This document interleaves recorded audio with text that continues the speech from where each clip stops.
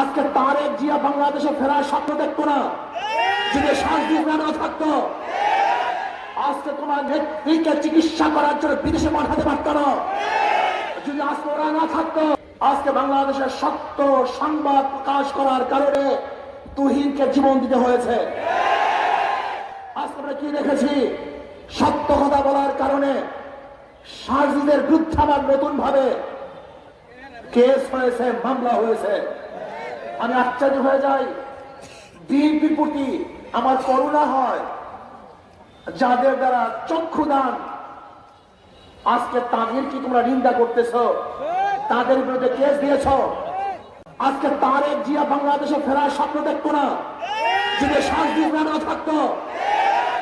আজকে তোমার নেত্রীকে চিকিৎসা করার জন্য বিদেশে পাঠাতে পারত না যদি আজকে ওরা না থাকতো।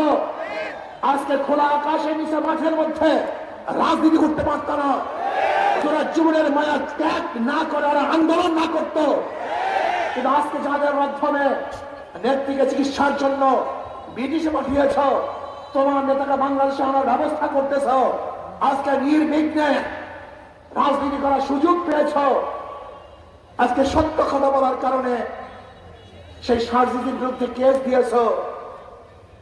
বাংলাদেশের মানুষ তোমাদের ঔদ্ধত্য কোনো অবস্থাতেই মেনে নেবে না, মানতে পারবে না।